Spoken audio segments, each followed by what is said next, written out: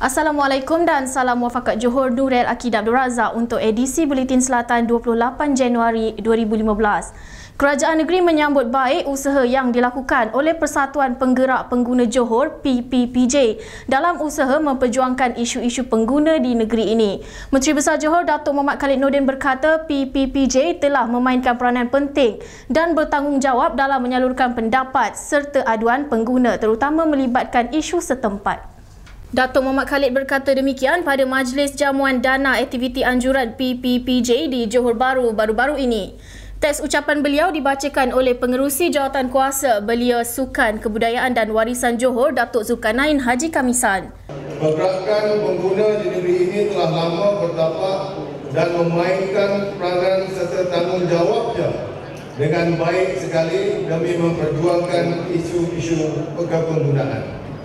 Bertitik tolak dari itu, para pengguna khususnya kita mempunyai saluran untuk menyatakan pendapat, membuat aduan mengenai perkhidmatan atau barangan yang meragukan serta mempertengahkan apa sahaja bentuk berkaitan isu-isu semasa kepenggunaan. Sementara itu, berhubung kenaikan harga barang yang menjadi bahan perbualan semua pihak pada masa kini, katanya para pengguna perlu bijak manakala para peniaga harus berhemah bagi membendung aktiviti jual beli yang tidak sihat.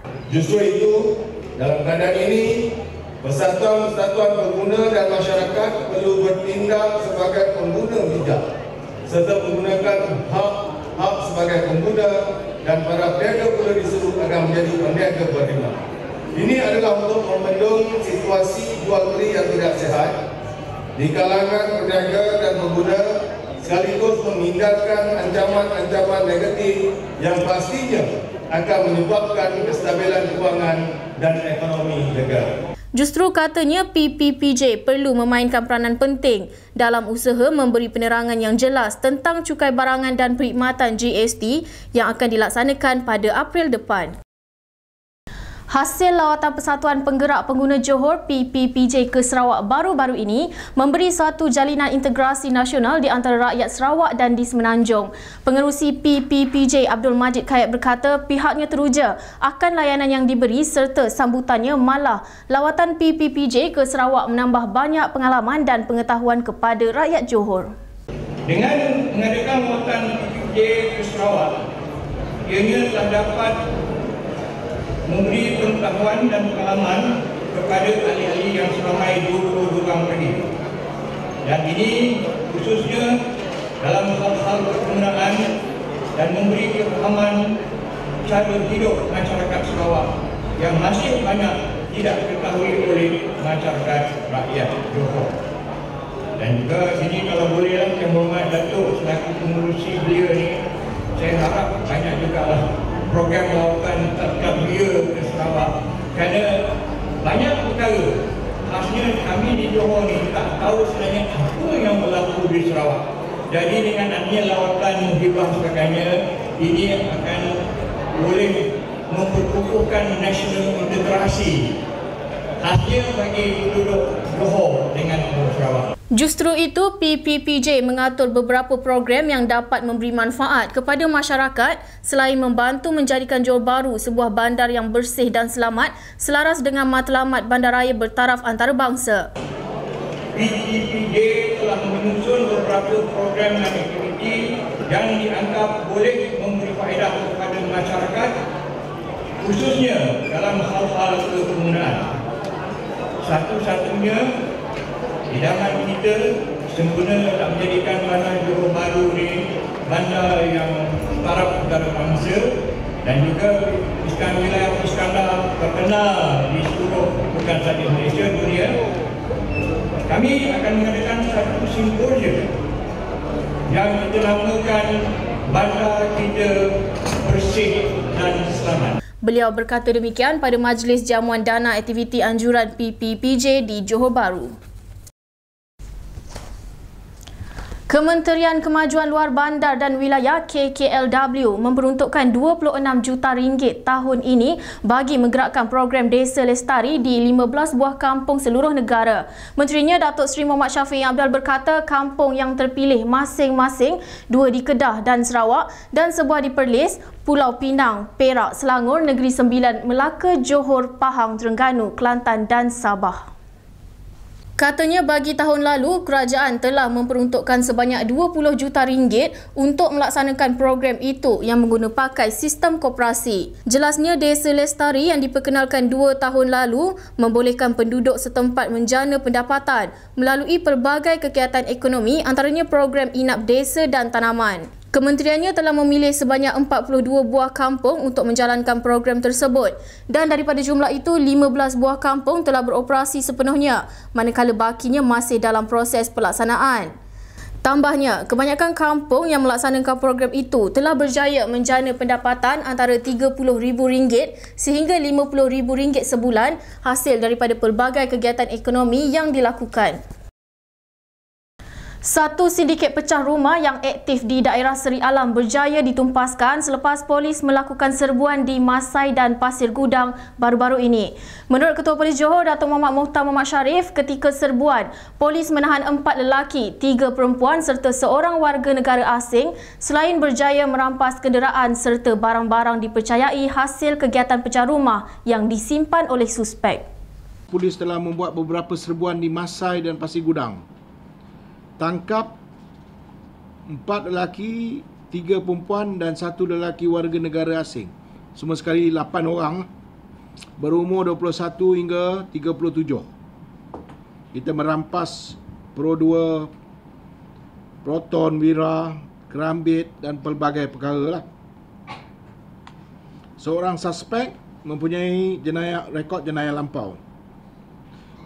Dalam tertumpasnya kumpulan ini, kita percaya dapat menyelesaikan 12 kes. Beliau berkata demikian pada sidang media di Ibu Pejabat Polis Kontingen Johor.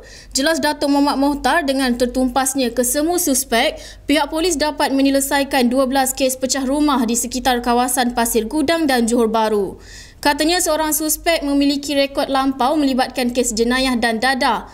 Kesemua suspek ditahan reman dan kes disiasat di bawah Seksyen 457 Kanun Kesiksaan jika sabit kesalahan hukuman 14 tahun penjara, denda dan sebatan. Sementara itu, sindiket samun dan pecah kedai di Taman Cendana Pasir Gudang turut berjaya ditumpaskan dalam satu serbuan polis pada 23 Januari lalu. Hasil serbuan, pihak polis menahan 3 lelaki yang berumur 21 dan 28 tahun yang dipercayai terlibat dalam kegiatan tersebut.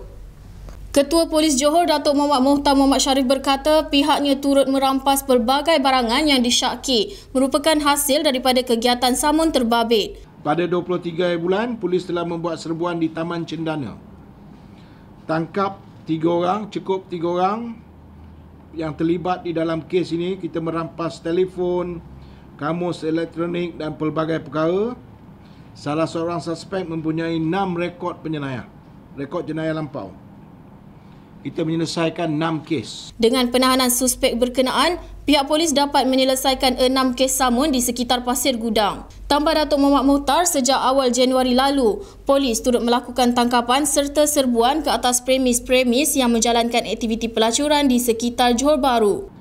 Polis telah melaksanakan 568 serbuan, 200 tangkapan telah dibuat, 180 warga negara asing dan 20 perempuan tempatan. Begitu juga sindiket penjurian mesin untuk 25 hari daripada 1 Jun hingga 25 Jun, 727 serbuan telah dibuat, 96 orang telah dicekup. Beliau berkata demikian pada sidang media di Ibu Pejabat Polis Kontingen Johor. Seramai 21 orang pendatang asing tanpa izin parti ditahan dalam operasi di tapak pembinaan di Taman Sri Saujana semalam. Ketua Polis Daerah Kota Tinggi, Superintenden Rahmat Osman berkata, operasi 6 jam yang diketuai oleh Ketua Polis Balai Kota Tinggi, Inspektor Azri Yaakob bermula pada pukul 7 malam. Katanya operasi meliputi serbuan di rumah kongsi pekerja di tapak pembinaan terbabit dan kesemua 21 parti ditahan kerana tidak memiliki dokumen yang sah dan tidak memiliki permit kerja. Kesemua mereka membabitkan 12 lelaki warga Bangladesh dan 9 warga Indonesia iaitu 7 lelaki dan 2 wanita. Superintenden Rahmat berkata kesemua mereka kini ditempatkan di lokap Ibu Pejabat Polis Daerah IPD Kota Tinggi untuk tindakan lanjut. Jelasnya operasi membanteras parti akan dijalankan secara berterusan bagi mengekang kebanjiran parti di daerah ini. Seterusnya kita ke laporan sukan bersama Arif Ani dalam Arena Selatan.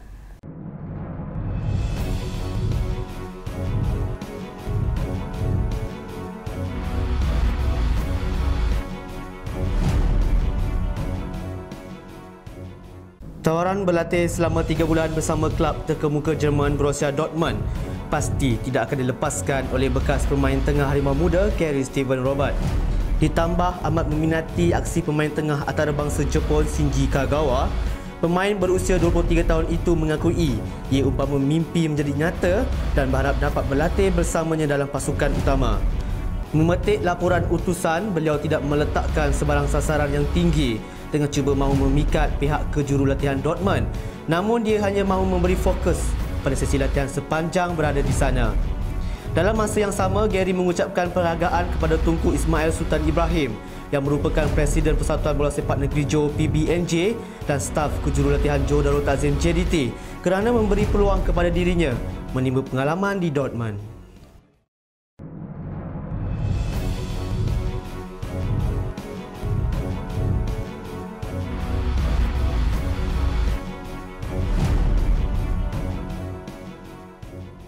Sekian sahaja edisi Buletin Selatan untuk hari ini yang bersiaran dari pusat penyiaran kami di Nusa Jaya, Johor. Salam takzim.